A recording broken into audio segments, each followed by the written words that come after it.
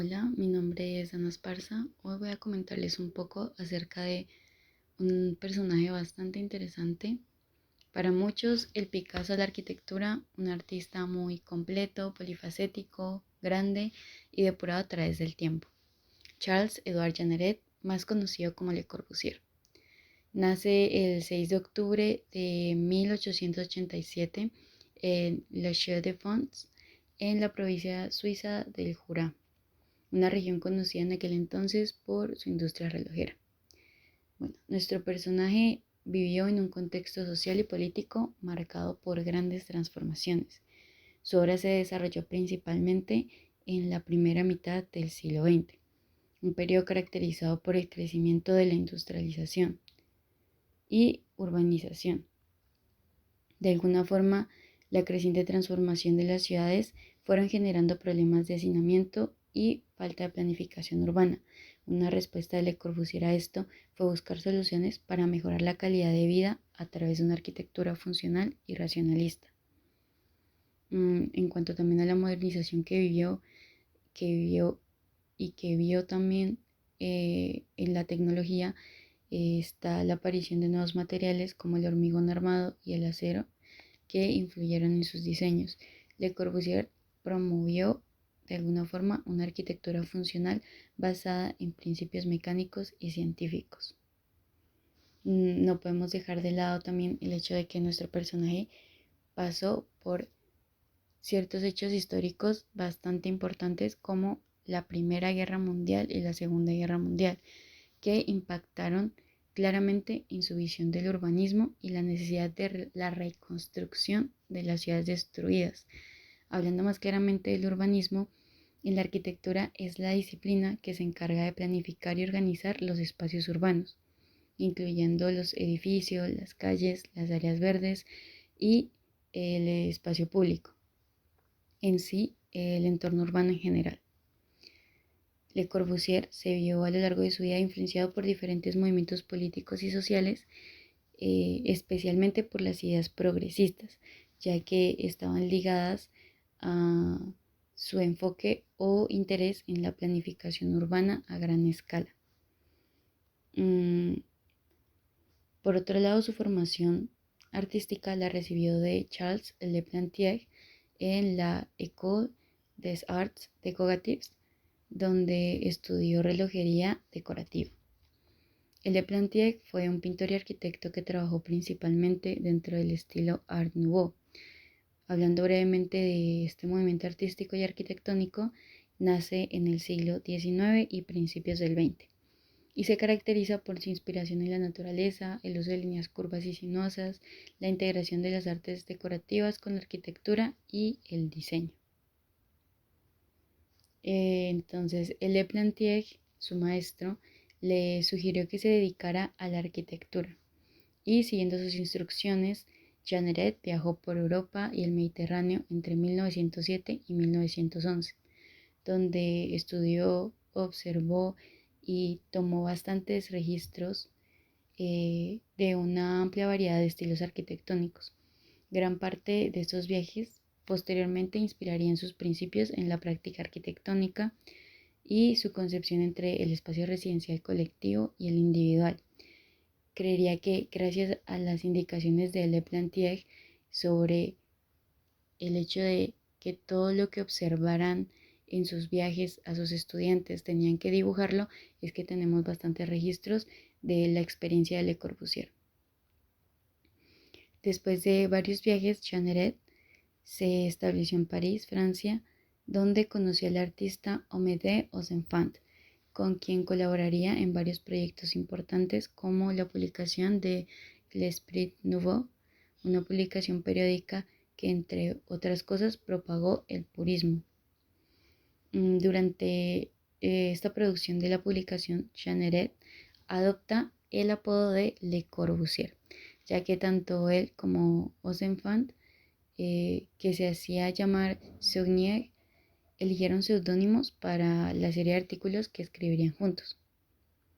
Ahora sí, en cuanto al purismo, este se posiciona en 1918 y se presenta como una evolución del cubismo y de alguna forma empieza a generar cierta oposición o rechazo a los fundamentos o bases en las que éste se encuentra, buscando mayor claridad, orden y simplicidad en las formas. Esto es algo que podemos notar en las siguientes obras, como Naturaleza Muerta con Pila de Platos y Libro de 1920, en la que se puede ver una geometrización y simplificación de las formas, donde se eliminan los detalles innecesarios para destacar meramente la estructura de los objetos, empleando también el uso de formas básicas como cilindros, conos, esferas, y también se hace uso de colores planos y sobrios. Podría decirse que tiene una paleta de colores restringida, evitando los contrastes excesivos, y busca dar esa sensación de una armonía visual a través de los tonos equilibrados. También podemos ver esto en Guitarra Vertical de 1920, donde es claro que se hace una objetividad y racionalidad. Se rechaza también esa carga emocional y subjetiva que habíamos visto en el cubismo, tratando de proporcionar una representación más clara y precisa de los elementos. Igualmente está bastante claro que en un inicio Jeanneret se inspiró en el cubismo para poder pintar, pero después de conocer a Ozenfant, este se impulsó a desarrollar su talento y juntos sentaron las bases del purismo en el cubismo. Sin embargo, su vínculo terminó en 1925, pero no su crecimiento como artista pictórico. Ya para la década de los 30, sus intereses en la pintura evocaron temáticas bastante diferentes y pues hasta el momento bastante alejadas de la arquitectura. Las pinturas de Le Corbusier empiezan a retratar su fascinación por las figuras geométricas de objetos mundanos para enfatizar y deconstruir formas tipológicas. Emplea herramientas de formación de sus primeros años de aprendizaje y se inspira en la naturaleza y su entorno. Durante este tiempo, Le Corbusier realiza ciertos viajes a Río de Janeiro, Asunción o Buenos Aires. Es entonces que empieza a dibujar cuerpos de figuras femeninas sensuales en paisajes abiertos y en posturas eróticas y muy explícitas. Es entonces que él se va a tierras extranjeras, lejos del mundo civilizado familiar, y su mirada empieza a tornarse carnal. Él empieza a ver el exotismo y cómo se torna abierto en la disponibilidad de los cuerpos. Empieza a descubrir las exuberantes y sinuosas figuras de las mulatas. Y al igual que muchos vanguardistas, Le Corbusier busca en las culturas llamadas primitivas una alternativa a la esterilidad y el artificio del arte académico. Es más bien empieza a experimentar la sexualidad primordial. Obviamente está oculta una ambición colonial y de apropiación, o es lo que mencionan algunas declaraciones, y también dejan ver otras luces en sus cartas. Vendría siendo la misma mirada de un hombre que desea controlar la naturaleza de los cuerpos. Entonces, Le Corbusier empieza a pintar el desnudo femenino, donde las mujeres adoptan posturas que exhiben las nalgas, las caderas, los senos, los labios, bastante disponibles a la mirada del observador. Y bueno, posteriormente Le Corbusier también se quejaría de su ascetismo propio de su etapa purista, debido a ese despertar de la carne que tuvo y vivió en sus diferentes viajes. Le Corbusier empezaba a experimentar de alguna forma más libre y expresiva su obra plástica. Se alejó de la estricta geometrización y racionalidad de sus primeras pinturas, que es lo que vemos en las siguientes,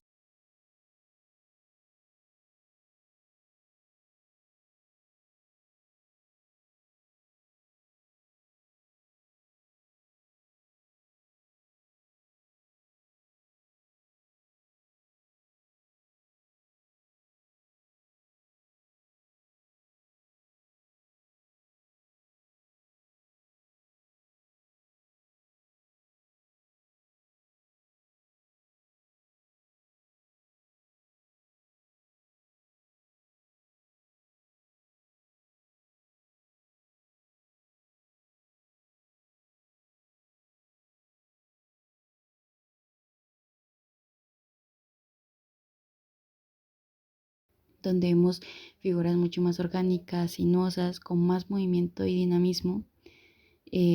También lo vemos en la secuencia de Mujer con vela, donde introdujo formas más curvas y se aleja de la rigidez purista. Sus composiciones empiezan a incluir figuras humanas esquematizadas inspiradas en la mitología y la naturaleza. Emplea bastantes símbolos recurrentes como la mujer, la mano abierta, el espiral, conceptos universales de la creación, la vida y la armonía. De alguna forma podría decirse que tiene influencias del surrealismo y la abstracción biomórfica. Eh, y aunque no fue surrealista su obra, empezó a mostrar una mayor libertad en la forma y el color. También podría decirse que se inspiró en el trabajo de Joan Miró y Hans Arp, que utilizan elementos biomórficos en sus composiciones. También el uso de un lenguaje más simbólico con las figuras que podría decirse que flotan en espacios abstractos y sobre todo en el uso del color y las texturas expresivas, por ejemplo, empleando colores em, que son mucho más vibrantes y contrastantes, además de emplear pinceladas mucho más gestuales con una estética más pictórica y menos mecánica. Esto lo vemos también en las siguientes pinturas, en la que continúa empleando también símbolos como el Minotauro, que es una figura de los años 30 de la vanguardia surrealista en torno a este tema de la monstruosidad y las relaciones de esta con la modernidad. Este concepto de lo monstruoso, de la belleza que tenía plena cabida en un mundo atormentado y arrasado por los desastres de la guerra y los presagios de la barbarie.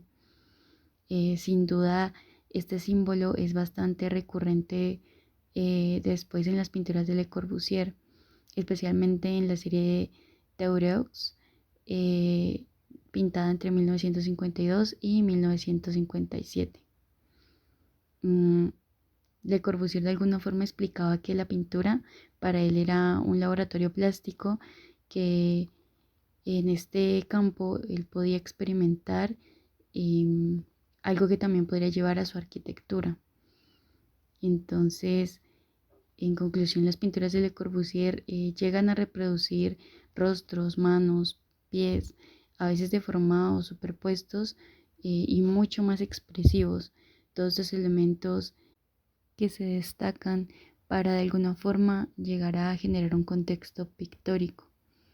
En cuanto a la técnica Le Corbusier trabajó tanto el dibujo, la pintura, llega de alguna forma a trabajar la escultura, como lo podemos ver en las formas femeninas, escultura femme de 1953, en donde vemos bastante movimiento, cero rigidez, formas bastante llamativas, al igual que los colores. También llegó a manejar el collage, como lo vemos en Taorao de 1956. Y con esto concluiría la parte que corresponde a la obra plástica de este artista. Sin embargo, es muy amplia la cantidad de obras que él desarrolló, además de los métodos que empleó. Y bueno, a continuación voy a comentarles un poco acerca del Plan Piloto para Bogotá de 1950. Este ya está más relacionado a su trabajo como arquitecto. Entonces, para 1947, Le Corbusier realiza su primero de 5 viajes a Bogotá. Llega por invitación de Eduardo Zuleta Ángel, el delegado del país ante Naciones Unidas. Y bueno, después de otro de muchos fracasos arquitectónicos a los que tuvo que enfrentarse en su carrera, ya que había participado en la propuesta para la construcción de la sede de Naciones Unidas en New York, pero rechazaron su proyecto. Zuleta de alguna forma se acerca a él y lo invita a dictar 2 conferencias para que el público bogotano conozca sus ideas, tituladas El urbanismo como ordenador social. Para esta época, Bogotá era una capital provinciana con alrededor de 600.000 habitantes, que comenzaba a recibir influencias del progreso y modernización gracias a un gobierno liberal y técnicos europeos que traían nuevas tecnologías del viejo continente. La Universidad Nacional de Colombia, que fue fundada en 1936, se convirtió en el centro de este espíritu renovador, y después de la Segunda Guerra Mundial, el Banco Mundial promovía la modernización en países del sur para frenar el comunismo. Entonces Le Corbusier llega a Bogotá en un momento clave, cuando se pedía un plan para abordar el crecimiento desordenado de la ciudad, a lo que también se sumaría la muerte de Jorge Eliezer Gaitán. Es entonces que la ciudad de alguna forma estaba preparada o dispuesta a reconstruirse. De hecho, tenía una necesidad urgente por hacerlo. Es entonces que se establece un plan de renovación que se dividió en 2: plan piloto director guiado por Le Corbusier y plan regulador guiado por sus colegas Joseph Juissert y su socio Paul Lester Wiener, quienes ya estaban trabajando en los planes Tumaco y Medellín. Es entonces que el plan piloto tiene 2 momentos. Uno es el establecimiento de las ideas generales del ordenamiento del plan, de cómo la ciudad va a tener unas premisas básicas para el ordenamiento, y después entra un plan regulador, que es el que convierte esas premisas generales en una normativa para que se pueda llevar a cabo, según O'Brien. Para Le Corbusier, desde la primera vista, Bogotá tenía las bases de una gran ciudad moderna, y uno de los elementos que más admiraba era los cerros, ya que consideraba que con ellos se encontraría la armonía que todas las ciudades necesitaban. Consideraba que a Bogotá le faltaba un desastre contemporáneo y que tenía que entender arquitectónicamente las leyes esenciales para combinarlas con la noción de civismo y hacerla magnífica, de alguna forma, para que respondieran a las necesidades del tiempo y su pueblo, algo bastante importante a considerar en la reconstrucción de una ciudad. Continuamente Le Corbusier solicitaba información sobre Bogotá, y también esta está publicada en diferentes fuentes, ya que le interesaba mucho abordar las condiciones sociales de la ciudad, además de tener un buen informe geológico que detallara la geografía, porque para él era bastante importante en la formulación de su plan. Ya para agosto de 1949, Le Corbusier se reúne con sus socios para avanzar en el anteproyecto del plan, además de trabajar con varios arquitectos colombianos. Este trabajo se lleva hasta el tercer viaje de Le Corbusier en 1950, donde se entrega oficialmente el plan director, que incluía la propuesta detallada. Algunas de las principales características del plan menciona la zonificación funcional, que es la separación de áreas según su uso, tipo residencial, comercial, industrial y administrativa, inspirado en el modelo de la ciudad funcionalista propuesto en la Carta de Atenas. También se menciona la vivienda colectiva y densificación controlada. Él propone reemplazar la ciudad tradicional con grandes bloques de viviendas rodeadas de áreas verdes, algo similar a lo que vemos en uno de sus gráficos en la manera de pensar el urbanismo. En relación también está el sistema de movilidad moderno, amplias avenidas para vehículos y transporte público y la separación entre el tráfico peatonal y vehicular. También menciona la reestructuración del centro urbano. Propuso un nuevo centro urbano administrativo con edificios modernos para una mayor conexión entre espacios públicos y comerciales. Y lo que ya mencioné anteriormente, pero es importante recalcar, y es los espacios verdes y de recreación, la creación de parques y espacios abiertos para mejorar la calidad de vida y la integración de la naturaleza en el diseño urbano. Pero finalmente esta propuesta no se llevó a cabo. ¿El por qué? El plan piloto no se implementó por varias razones, debido a oposición de sectores tradicionales que preferían conservar la estructura urbana existente, por los elevados costos y dificultades políticas para su ejecución, y debido al crecimiento acelerado y desordenado de Bogotá. Todo esto dificultó la aplicación del plan. Y aunque la documentación que quedó del plan director es extensa, solo se han rescatado unos pocos planos en Bogotá. Algunas diapositivas y material fueron recuperados gracias a Pisano y Foundation Le Corbusier. Finalmente me gustaría hacer una mención al proyecto del colectivo La Decanatura en el espacio Monumento a los Héroes, titulado De la mula al avión. Este nombre es propuesto a una exposición instalativa que busca de alguna forma y hace referencia a una frase que hace parte de un boceto que hizo Le Corbusier durante su visita a Colombia, haciendo referencia a la evolución del transporte en nuestro país, señalando un salto abrupto y la falta de transición en los métodos y formas de transporte en nuestro país, donde se puede evidenciar la falta de planeación y el choque brusco de un país agrario y lo que se supone debería llegar a ser debido a lo que conocemos como moderno, y es que plantea ciertas contradicciones y cuestiona el fracaso del proyecto en Colombia, el plan piloto, y expone cómo el progreso puede generar desigualdad y romantiza su propio deterioro.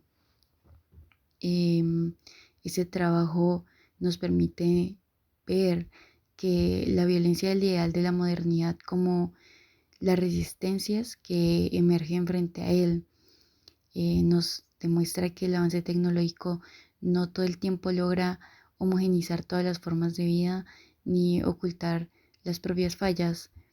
En sí, este ideal de progreso desestima ciertas formas tradicionales de vida que deberíamos ser conscientes. No podría llegarse a una transformación del territorio si no se tiene una percepción completa, real y sincera de este. De alguna forma, esto nos invita a reflexionar sobre la manera en la que nuestro país se está demoliendo, se demolió y en algún punto se ha llegado a construir y se va a construir en un futuro en cuanto a la modernidad.